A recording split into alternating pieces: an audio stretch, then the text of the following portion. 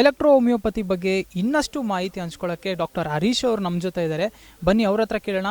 ಈ electro homeopathy ಎಷ್ಟು ಜನಕ್ಕೆ ಮುಖ್ಯ ಆ್ಯಂಡ್ ಅವ್ರು ಯಾವ್ಯಾವ ಥರ ಸ್ಪೆಷಲೈಸೇಷನ್ ಮೆಡಿಸಿನ್ಸ್ ಕೊಡ್ತಾರೆ ಅಂತ ಅವ್ರ ಹತ್ರ ಕೇಳೋಣಂತೆ. ಸರ್ ನಮಸ್ತೆ.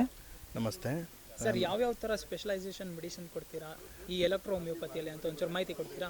ನಾನು Karnataka electropathy research and development association Shiralakoppa ಸಂಸ್ಥೆಯಲ್ಲಿ ನಿರ್ದೇಶಕನಾಗಿ ಕಾರ್ಯನಿರ್ವಹಿಸುತ್ತಿದ್ದು, ಈ ಸಂಸ್ಥೆ ಅಡಿಯಲ್ಲಿ ನನ್ನ ಕ್ಲಿನಿಕನ್ನು ಮುಂದುವರಿಸುತ್ತಿದ್ದು, ನನ್ನ ಕ್ಲಿನಿಕಲ್ಲಿ ಸುಮಾರು ಥರದ ಪೇಷಂಟ್ಗಳಿಗೆ ನೋಡ್ತಾ ಇದ್ದೀವಿ. ಇದೇ ಥರದ ಒಂದೇ ಕಾಯಿಲೆ ಅಂತೇನಿಲ್ಲ, ನಾನಾ ಥರದ ಕಾಯಿಲೆಗಳಿಗೆ ನಾವು ಗುಣಪಡಿಸ್ತಾ ಇದ್ದೀವಿ. ಈ ಥರದ್ದೇ ಒಂದಕ್ಕೆ ಅಂತ ನಾವು ಪರ್ಟಿಕ್ಯುಲರಾಗಿ ಮಾಡ್ತಾಯಿಲ್ಲ.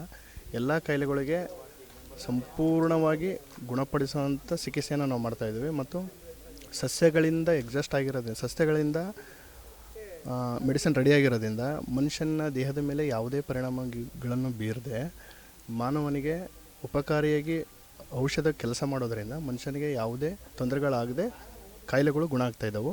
ಮತ್ತು ನಾವು ಕೆಲವೊಂದು ಕಾಯಿಲೆಗಳು ಅಂದರೆ ಬಂಜೇತನ ನಿವಾರಣೆ, ಕಿಡ್ನಿ ಸ್ಟೋನ್ಸು, ಆ ಥರ ಸಂಬಂಧಪಟ್ಟಂತಹ ಕೆಲವೊಂದು ಯಾವ ಹಾಸ್ಪಿಟಲಲ್ಲಿ ತುಂಬ ಖರ್ಚು ಮಾಡೋವಂಥ ಹಾಸ್ಪಿಟ್ಲಲ್ಲಿ ನಾವು ಸ್ವಲ್ಪ ಪ್ರಮಾಣ ಅಂದರೆ ಫೈನಾನ್ಷಿಯಲಿ ಸ್ವಲ್ಪ ಏನಂದರೆ ದುಡ್ಡಿಂದು ಪರಿಹಾರದಲ್ಲಿ ಒಂದು 5,000 10,000ದಲ್ಲೋ ಈ ಥರದ್ದೆಲ್ಲ ಟ್ರೀಟ್ಮೆಂಟ್ಗಳನ್ನು ಮಾಡಿ ಗುಣಪಡಿಸಿ ನಾವು ಫಲಕಾರಿಯಾದಂಥ ಚಿಕಿತ್ಸೆಯನ್ನು ಪಡ್ತಾ ನಮ್ಮ ಸಂಸ್ಥೆಯನ್ನು ಮುಂದುವರ್ಸ್ಕೊತ ಹೋಗ್ತಾಯಿದ್ವಿ. ಕಿಡ್ನಿ ಸ್ಟೋನ್ಸ್, ಆ ಥರದ ಸುಮಾರು ಗಂಭೀರ ಕಾಯಿಲೆಗಳು, ಕ್ಯಾನ್ಸರ್, ಈ ಥರದ ಚಿಕಿತ್ಸೆಗಳಿಗೆ ನಾವು ಚಿಕಿತ್ಸೆಯನ್ನು ನೀಡ್ತಾ ನಾವು ಇವತ್ತಿಗೂ ಮುಂದುವರಿತಾ ಹೋಗ್ತಾಯಿದ್ವಿ, ಗುಣಪಡಿಸ್ತಾಯಿದ್ವಿ, ಚೆನ್ನಾಗಿ ಟ್ರೀಟ್ಮೆಂಟ್ ಮಾಡ್ತಾಯಿದ್ವಿ.